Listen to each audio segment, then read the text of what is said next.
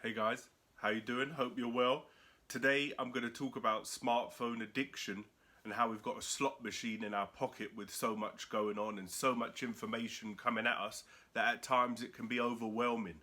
So in the episode today I'm going to talk about some facts that hopefully will resonate with you and you'll be able to see in the world around you. I'll give you some information on how it can impact our lives in a negative way, and then I'll give you some tips on how to modify your behavior in order to take back control of your relationship with your smartphone. And it's not always been like this. If you're as old as I am and grew up in the 80s and 90s, you'll remember the first smartphone, I suppose, for people of my age. It's the Nokia 5110. And when you had a Nokia 5110, life was much simpler because all it had was calls and texts and Snake. If you liked gaming, the very simple game was Snake and you could play that. But it was very simple. You either got a text or a call and that's it. Whereas now there's so many apps, so many social media sites, so many auction sites. It's just overwhelming amounts of information. And if you don't take control of what notifications you get, turn off the ones you don't, and choose how you want to interact with your phone, yeah, it can get pretty slippery. And there's a lot of people out there that are having to make massive changes in their life to overcome their smartphone addiction. So hopefully, if you're like myself and you just have a tendency to maybe use it a little bit too much and it's not quite at the addiction phase yet, you can watch this video,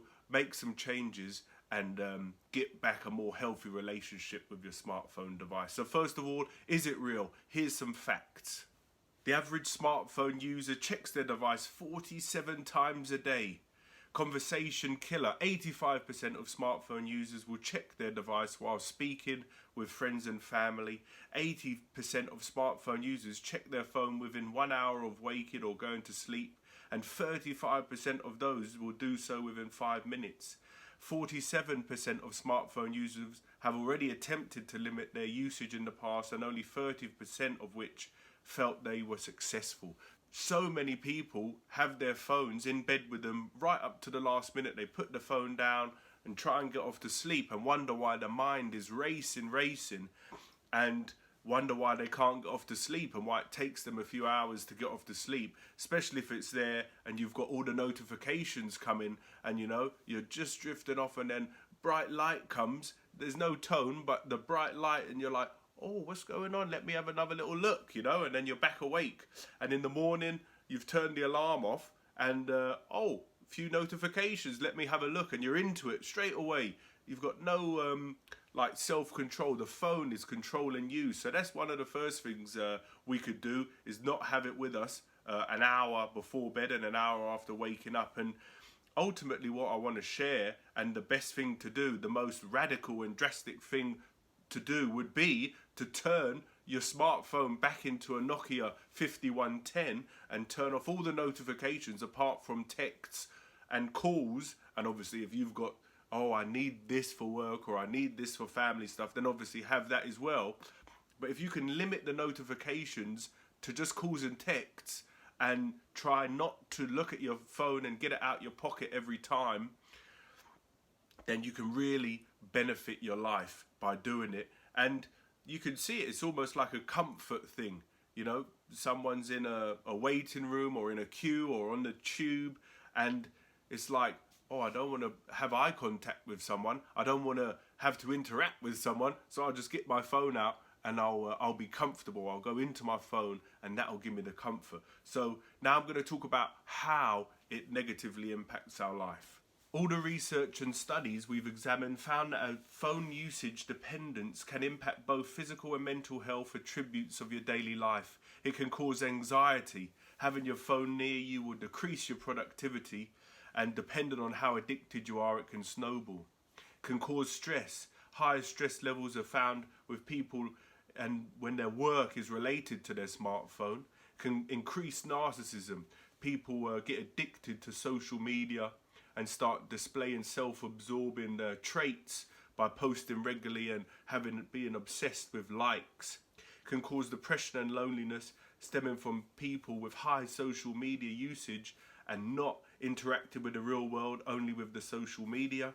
Attention deficit disorder, because the flow of the information is so intense, and sleep deprivation, which I just touched on, about having your phone with you right before you go to bed and right when you wake up. So these things is just emphasizing this information, just emphasizing the points I've made, that we need to take control back, and we need to ultimately, if we really struggle with smartphone addiction, turn the phone back into a Nokia 5110 and just leave it on the side and be done with it. So how we can modify the smartphone use. Here's some tips we can use. So if you're wondering how to break the cell phone addiction, the best way is to think of it just as that, a physical addiction like smoking, drinking or eating. It's about recognizing habits and working slowly on reducing the time to manageable amounts. The first thing in Alcoholics Anonymous is you have to admit, I'm an alcoholic. So if it's a real issue for you, you have to admit to yourself, maybe to your partner, your family, I am addicted to my phone and I need to take these steps to do it. And then you can get support, because it's a real thing. If it's causing you mental anguish and reducing your mental health, then it's an issue, isn't it? It's a real thing. Just because everyone else has got their smartphone and everyone else is looking at it all day long, if it's causing you an issue, then you have to address that. So what we can do is limit the times that you use your device. Try checking your phone only after meals, and don't take it with you into the bathroom, and ban it from the bedroom. You can turn your phone off or put it out of sight, putting it in a drawer or leaving it in another room. Don't let your phone interrupt your sleeping patterns. Looking at your tablet or laptop phone can really reduce the quality of your sleep. Focus your boredom on other activities. If you've just got the telly and scrolling aimlessly on Facebook, try and get a good hobby. Maybe watch some of my Plato videos on here and get your brain to work, or maybe don't. Limit the time you play games or look on social media. Perhaps only use games at certain times. You can delete the social media apps if there's one significant app that's causing you an issue. Just delete that off the phone altogether, and you'll find for a few hours or a few days you'll be going to the phone like automatically looking for it, and then go, oh yeah, that's right, I'm addicted to my phone, so I better not do that. I better not download the app. And checking your phone every 5 minutes, try and increase the time. Try and wait for an hour, and you're probably getting a feeling that you're missing out, but you can wait. These are just a few things that you could try. The main thing that I want to get across is that we need to make conscious choices about our phones, and the best thing to do is like use it as a mindfulness trigger. When you touch your phone, use that as like a mindfulness trigger and ask yourself, what am I actually doing? You know, what am I doing right now? Am I just getting it out for the sake of it? And try and take back control. Try and limit your time. If there's certain apps that are causing you particular difficulty, either delete them off your phone altogether or limit the time of the day that you use them. Try and keep the phone out of the bedroom, or at least have it off an hour before you go to bed, and that will help. Do some reading, or watch my Platonic Dialogues video. That will send you off to sleep pretty quick, and then that'll be a good thing. But ultimately, if it's an issue, then you need to address it, and I hope this video's helped.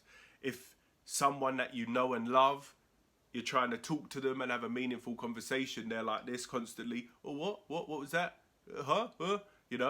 Share this video with them.